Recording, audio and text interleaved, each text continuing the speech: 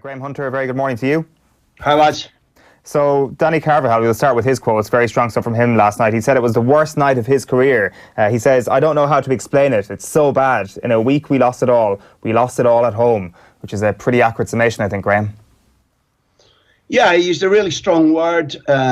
He's getting recognition in Spain late last night and this morning because he's kind of lanced the boil. Until the humiliation of the Ajax game, there were ways you could spin the two Barcelona defeats, particularly in the Cup, which was a week ago today, a week ago tonight.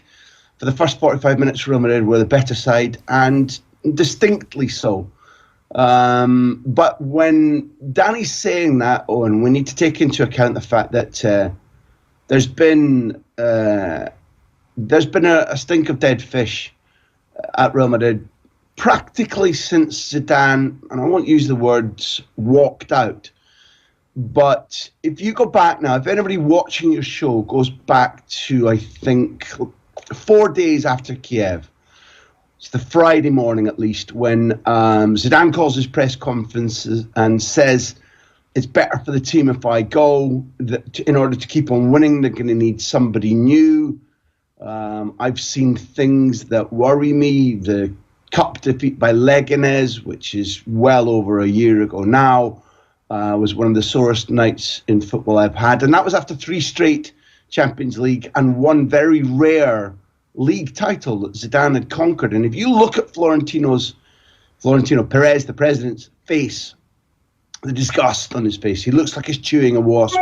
If you listen to him saying, "I tried to persuade Zizou to stay, it was a shock to me," nobody was ready for what Zidane foresaw. And if you put a gypsy earrings and a little glass ball in front of Zidane, he wouldn't have said, "Yeah, in early March they're going to lose 4-1 to Ajax." But everything about the way that the last 4 home games, and I say this because you'll indulge me, I know, because Johan Cruyff is not only my idol in sport, but his legacy of football teaching continues to make him the most important man in the history of sport. And the last 4 home defeats have been to Girona, Barcelona and Ajax. Girona, coached by Eusebio, one of Cruyff's dream team and an absolute practicer of Cruyff's principles. Valverde coaching Barcelona, the club that still lives and breathes Cruyff principles on the pitch right now. Valverde played for that dream team as well, is a believer in Cruyff principles. Ajax, rebuilt by Cruyff in the decade before he died. Overmars, the football director, put in place by Cruyff to try and rebuild the club, something he's done brilliantly. And all of Real Madrid's defeats in that 4 sequence of losses at the Bernabeu for an aggregate 10-2 come from Cruyff teachings and principles. And therefore, think about Danny Carvajal's words. Real Madrid are about to celebrate their birthday. Their entire season has been rubbish. They've got rid of one coach. Solari won't last now.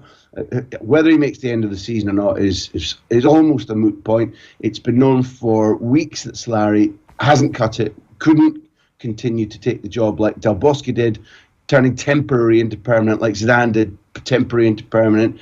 They're out of all the competitions. It's March. The gap on Barcelona is 12. Last season it was 17 by the 38th match, a historic gap. It had never been that big before.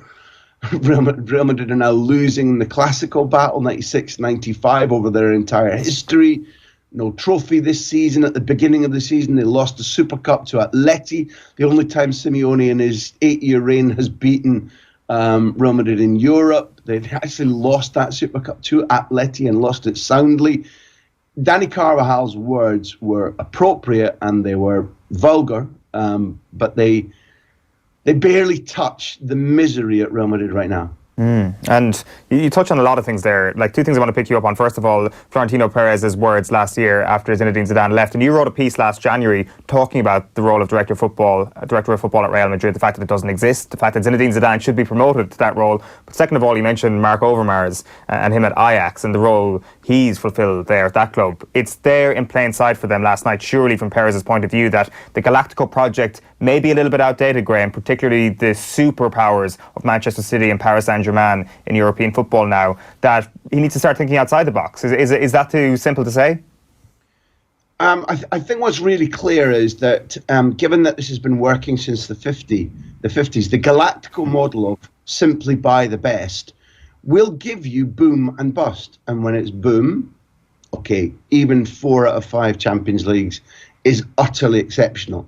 Right throughout Florentino Perez's mandate, it would be, I'd have my mouthful of nettles if I said it hasn't brought some spectacular trophies, some spectacular moments of football, but it's unreliable, and boom and bust means a pendulum swing.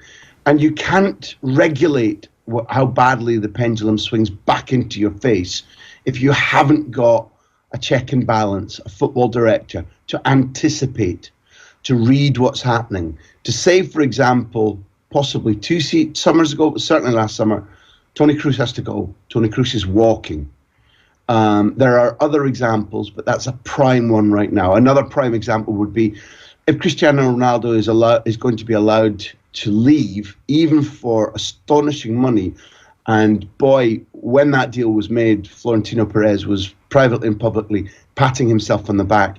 Yet he seemed to think that he might be able to lure Neymar or Mbappe away for the second summer in a row that he's failed to do that. A good director of football, because you don't just appoint somebody with that title and it works. We're talking that the position is important and then the person must be good at their job. Those are 2 absolute fundamentals. But nobody was telling Florentino Perez, why won't you listen? Paris Saint-Germain won't sell. He's used to saying, I'll throw money at the problem and it will work. Well, you pointed out, and you're right, that some of the super clubs now don't need to sell. It's this minimum guaranteed price of that will buy the player doesn't exist for some clubs now. So I draw everybody's attention to the fact that it's been this bad under Florentino Perez before. It's been so bad that when he went through about 4 or 5 coaches in about 18 months, he left, he quit. And a far better football president, Ramon Calderon, took over, appointed Peja Mijatovic, who scored that winning goal in Amsterdam against Juventus in the European Cup in 1998 to give them their first title since the mid-60s. They took over and they signed brilliantly. They won a title under Capello, and there was proof that there is another way to Florentino Perez, and that you can take his boom and bust philosophy, his Galactico philosophy, and if he's willing. And that's one of the things about powerful men. Sometimes they're not willing to cede or share power or delegate, and Florentino Perez isn't. But had he had an adequate football director, then they wouldn't have been in this mess. There would have been decline. You sate players, athletes' appetite if they win everything, and over 5 years they've won 4 Champions Leagues. It's impossible for there not to be a conscious or subconscious dropping of levels on a day-to-day basis, not in big games deliberately. Well, it's just another big game. But rust erodes, and mental and subconscious rust has affected this squad.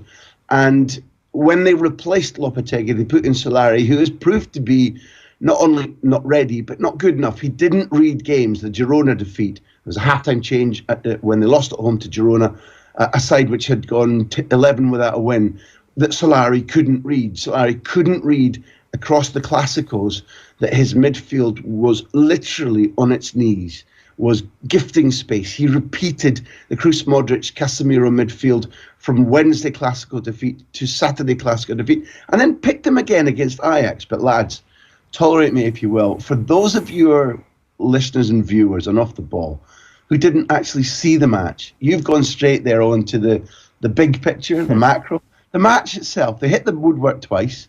They have 2 of the most reliable, important players taken off after 34 minutes, both injured. Nacho gets sent off at the end. In between, they concede 4 goals. As soon as they're back in the game with Asensio, they concede the most ludicrous free kick goal that you've ever seen. I think Thibaut Courtois is 7'17", and it still went over his head into the top corner. What the hell? How? The calamities, the drama, the horror, the fun that Ajax had, the way in which Toni Kroos gifted them that first goal. You will almost never see a stranger, more pantomime, more heroic, more interesting, more controversial 90 minutes in football in your lives, ever. Graham, sorry, do you mind me asking you a question? Obviously, we can talk all day in terms of potential signings coming into the football club to improve the squad, but the sign of a new manager, I'd be interested in your view on that. A lot of talk, it's a straight shootout between kind of Mourinho and Pochettino, but if the structure of the club doesn't change, that director of football doesn't find his way into the football club, and it's Perez's decision to choose the next manager, what's your gut feeling? Any soundings coming out Real Madrid, and what's your personal opinion in terms of the type of attributes that the new manager will need coming into the football club at this moment in time where they are? From last summer, Kenny, I foresaw the idea that Jose Mourinho was leaving United as soon as he could get out and get a payment, and it's well within the scope of his antics. I think we saw the same at Chelsea, to press buttons in order to be removed and paid off. That's my opinion. And from last summer, I've been writing and saying on broadcast that my opinion, I've said it on this show before, is that there is a very, very, very high chance that Mourinho still has one disciple, and that's Florentino Perez. It is a fact, not speculation, that last summer at a big society wedding in Madrid, Pochettino was told, had you not renewed with Tottenham, I think, lads, is it 2022? At least the renewal, I think, is that date, and it's very, very long, and he doesn't have a buyout clause. Pochettino was told last summer, had you not done that, and if there had you put in a buyout clause, then you'd have been Real Madrid manager. We'd have bought you out of your contract. He would have been running the season, and he'd have run it damn differently. I think that Spurs may be able to rest safe, lads. I tell you, for two reasons. Florentino Perez is not Daniel Levy's superior in doing deals or stubbornness. There isn't a buyout clause for Pochettino. My guesswork, and it's guesswork, says that Pochettino's not going to walk out on Spurs, and therefore I think he's padlocked.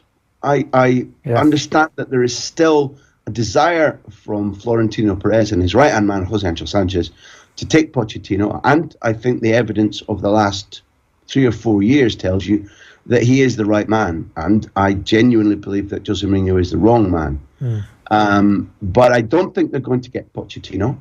Football is so crazy that I'm willing for you in July, when Pochettino's appointed, to phone me up and tell me you were wrong.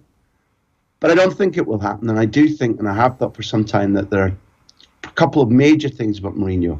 One, if he's available, every penny not spent on buying a manager can be spent on rebuilding the squad. Two, when Mourinho left, he left in ignominy, having lost the title to Barcelona, having lost in the cup final on the last day of his reign at the Bernabeu against Atletico Madrid. There's a theme emerging here about home defeats. But Florentino Perez considered Jose Mourinho to have been a partial success. He had certainly annoyed Guardiola sufficient for him to be tired and to leave Football Club Barcelona. He'd been a constant thorn in Barcelona's side. He'd only won one title in his time there, but it was a pretty glorious league title that he did produce. And there is an instinct in Florentino Perez which doesn't simply want to see Real Madrid winning. He wants to see Barcelona humbled. He wants the world to stop loving them as much as they do. In that case, stop them winning, Florentino. And Jose Mourinho is the type of manager who'll say to him, President, bring me back and I will Barcelona for you. And Mourinho's a calculating man saying, no Puyol, no Iniesta, no Xavi, Messi 32, Piqué 32. Not the same side, no Valdez. I think Mourinho's calculating mind has, long since he actually left Manchester United, via his agent Jorge Mendes, who is extremely tight and useful to Jose Angel Sanchez, the right-hand man to Florentino Perez. I think Jose Mourinho has been expecting to be Real Madrid manager for something over a year now. I think that there is a very healthy chance that he does become Real Madrid manager, and should he learn from past mistakes, there is a core of youth talent at Real Madrid upon which you can build. Without question, you can build. But does Mourinho ever show tolerance for youth footballers? Does he ever? When was the last time he was a teacher rather than play an iconoclast and a bully. So my opinion is that it's the wrong move, but my opinion also, Kenny, is it will happen. Yeah, it's going to be a fascinating couple of months off the pitch of the Bernabeu. Graham, thanks a million for that. Cheers, Graham. Welcome, lads. Graham Hunter there on the line. It's going to be brilliant, as I say, just to see how these parts actually move. It seems to be Pochettino versus Jose Mourinho, but there has to be a third horse in the race somewhere. If you are Perez, you probably look for a third option. It's not Brendan Rodgers anymore. He's jumped to Leicester. One comment in on YouTube from Kieran Genovese saying the sad thing is Real Madrid will probably just buy that Ajax team this summer.